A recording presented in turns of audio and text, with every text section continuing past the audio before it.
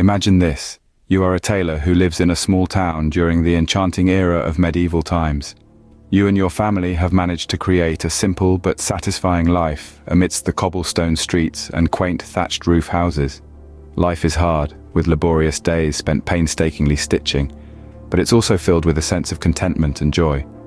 Your home, situated in the heart of town, is a warm place filled with laughter, love, and the comforting hum of your work.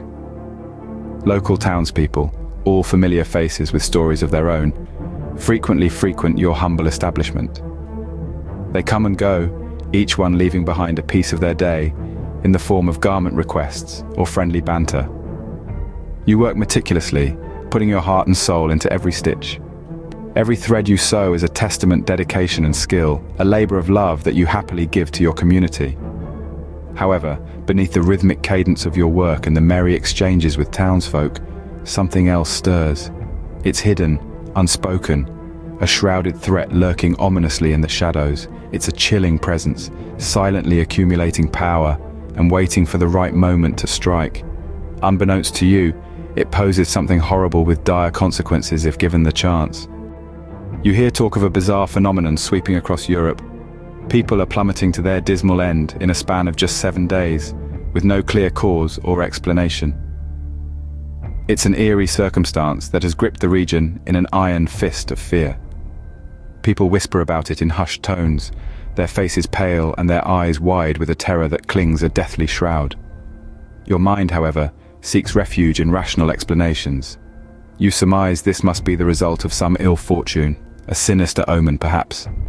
You pacify your apprehensions, reminding yourself of your strong spiritual foundation and bonding.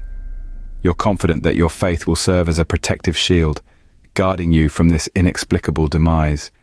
Your daily routine continues unaffected, your footsteps measured and familiar on the way to your store.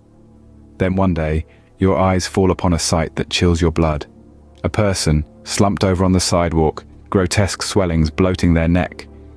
You proceed with a disturbed mind, leaving the incident behind you, an echo of a dreadful reality. You continue your journey, your mind teeming with questions and a hint of dread, but you push it aside, treating it as none of your business. You just wonder what has happened. Just a week later, an unexpected surge of illnesses strikes the town, causing business to falter. You dismiss it as a mere unfortunate sequence of events. Another week passes, and the sick are now deceased, leaving a trail of new infections.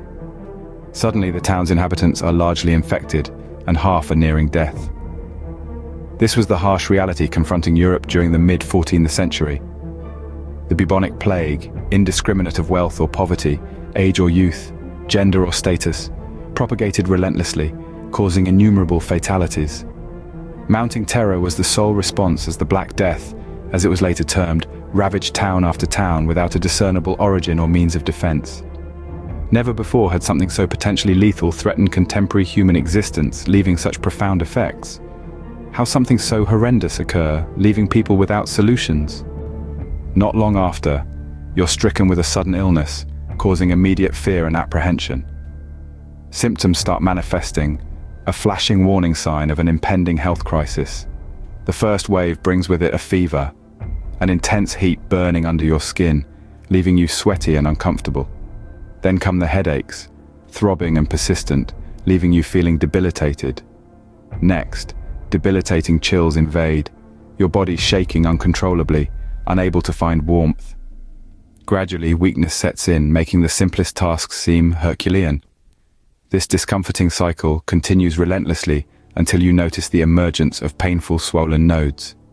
Your condition deteriorates each passing day, the nodes or buboes causing an unbearable agony. Gradually, the symptoms begin to recede, albeit slowly, as if they're reluctant to leave. Time turns out to be a healer, allowing your beleaguered body to recover.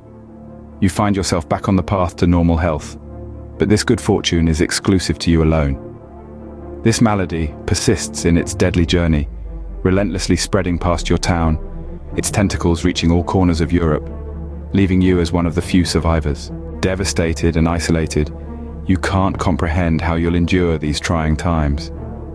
As the pandemic gradually from your vicinity, the seeds of hope are sown. You, along with others, participate in the healing efforts, mending the fragmented pieces. You observe a significant shift. The dwindling population unexpectedly amplifies your worth. You're no longer a face in the crowd, but a valuable individual.